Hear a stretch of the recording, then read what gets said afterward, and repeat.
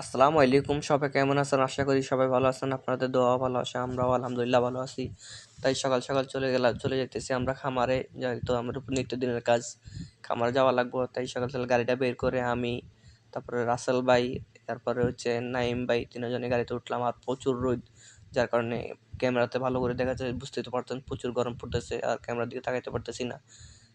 তারপরে বারবার কি করবো, আপনাদের জন্য তাকাইতেছি। তারপরে চলতে চলতে আমরা রাস্তাটা অনেক ভাঙা, তো যার কারণে ক্যামেরাটা হাতে নিছি, নিল অনেক শক্ত করে ধরার পরও টাফ হয়ে যায় রাস্তা পথে দেখতে দেখতে। দোকান দোকান থেকে খাবার নিয়ে গাড়িতে করে 3 বস্তা, আমাদের এক শিটে প্রত্যেক দিন এক শিটে 3 বস্তা খাবার লাগে। 1600 মুরগিকে খাওয়ান দিতে প্রতিদিন 1.5 বস্তা করে, সকালে দেয় বিকালে দেয় 3 বস্তা। 3 বস্তা খাওয়ান নিয়ে আমরা যেতেছি। তখন আলামিন ভাইকে বললাম যে, আলামিন ভাই টাকা নিয়ে একটা হাসি দেন। সে একটা মুচকি হাসি দিল, রাসেল ভাই একটা হাসি দিল।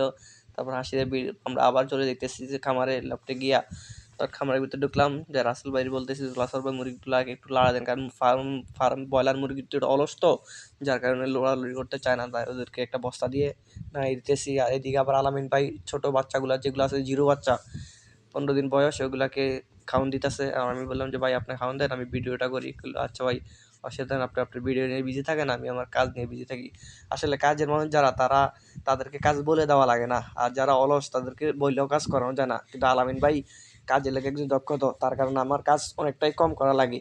কারণ আলামিন ভাই যে কাজটা, আমি নতুন, তো যার কারণে আমি কাজটা বুঝি না। আলামিন ভাই আমাকে হাতে কলমে বুঝিয়ে দিতেছে কাজ, যেটা কেমনি কি করা লাগবে, কোন সময় পানি দেওয়া লাগে, কোন সময় কোন খাদ্যে ওষুধ দেওয়া লাগে, সবকিছু আলামিন ভাই পার্ট টু পার্ট আমাকে বুঝিয়ে দিতেছে। সে অন্তত ভালো মনের মানুষ, একবারে বলার উপেক্ষা রাখে না। এরকম মানুষ পাওয়াটা খুব ভাগ্যের ব্যাপার।